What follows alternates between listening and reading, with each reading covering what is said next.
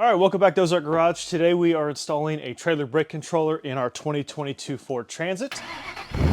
This is an EcoBoost model, and I do plan to tow with it, so I kind of found it interesting that there's no tow package in this van from the factory.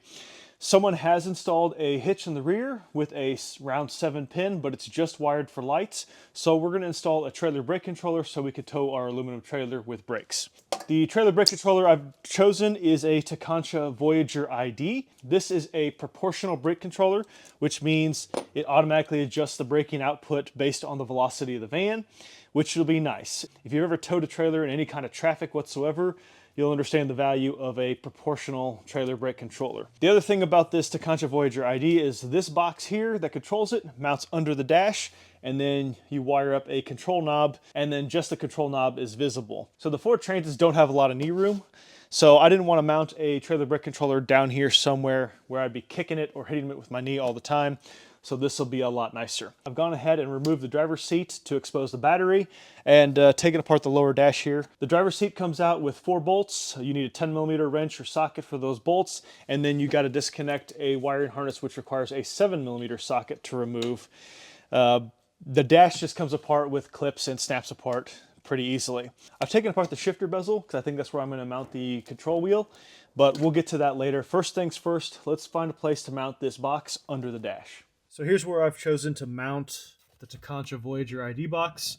Under the lower kick panel of the Transit, you'll see this steel bracket going across here, and I've used the included self-tapping screw to mount it directly to that metal bracket right here next to the factory mount. The included steel bracket wasn't long enough to reach this screw. I tried. I wanted to just sandwich it between there, but it wasn't long enough. And then also if I mounted it in there, I wouldn't be able to get to this fuse box back here. So in this location here, it clears the steering wheel. So the steering wheel can go up and down, no issues there. I'll have to route the wires properly, and then I can also still open and close that fuse box back there. So this will be a good location. This has to be within 20 degrees of horizontal this way, and this has to point in this arrow has to point in the direction of travel, but it can be mounted, like vertically, horizontally, or anywhere in between this direction.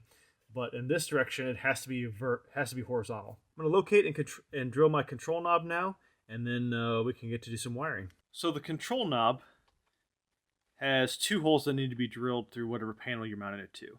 For the control knob itself, there's a 13/32 hole, and then there's a 7/64 hole for the LED light that comes through. And they give you this little template here to show you, what needs to be drilled and where. Theoretically, you could tape this to the dash, drill your 2 holes, and you'd pretty much be done. But on the Ford Transit here, there's really no good space on the dash to mount it. So if I mount it down here on the side, I think I might bump it with my knee, which I don't want to inadvertently activate the brakes. And up here on this area, this is all got structure behind it, so I don't want to drill anywhere there and have to cut a hole in the structure or whatnot. But you do need to have access to the buttons so you can hit the brakes if necessary or adjust it very quickly. So my goal is I'm going to try to mount it through the gear shift bezel up here above the part. I'm going to try to drill my hole through this round piece there, center it up, and then transfer that to this piece and get my button basically right here, which is easily accessible by the driver, but out of the way, shouldn't accidentally hit it, and have a nice clean install. So let's see if we can accomplish that.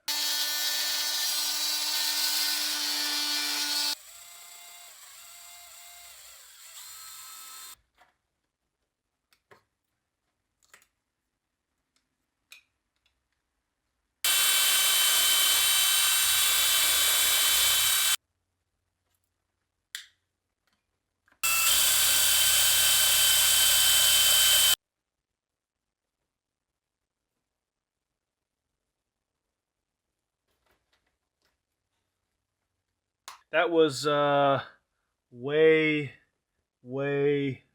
messier than I anticipated, but I think I got it installed now, and after some vacuuming, I can put this all back together, and the knob should mount there just fine, and look really nice and clean. This piece gets sandwiched between the outer bezel and this, So that shouldn't be a problem, and it is flush up here, so even if the knob overlaps, it'll be fine. So I got my control knob installed here. It looks pretty good. It works. It clears the shifter linkage on the inside. No issues there. So now it's time to go ahead and wire up the brake controller itself.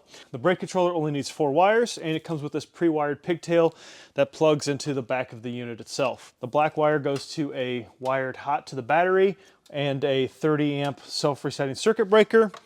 The blue goes all the way back to the hitch plug. White goes to ground, and the red connects to the brake switch.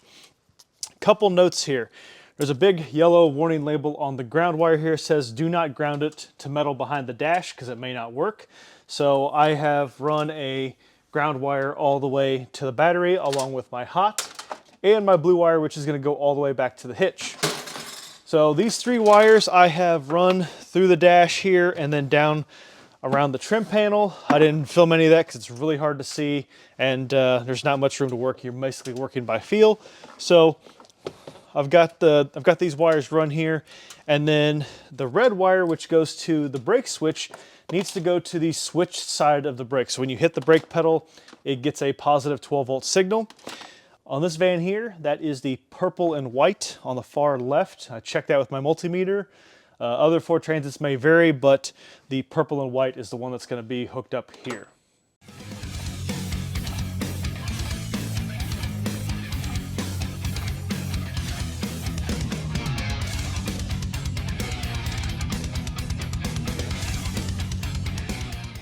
This was already on the van, but it's not hooked up for trailer brakes. So now what you do is connect the blue to the blue and put this all back together, and we should have trailer brakes.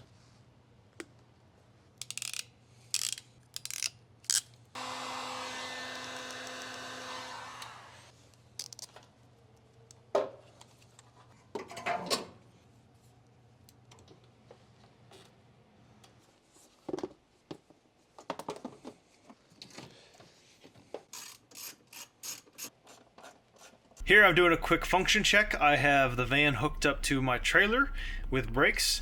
So green means that it detects a trailer is connected, and if I push the brake pedal, it means it's applying brake power to the trailer. Let up, pedal down, red, that's good. And then if I want to manually activate it, same deal. Push the button, clicks it up, and this is the power setting. So, should be good to go and ready for some towing adventures.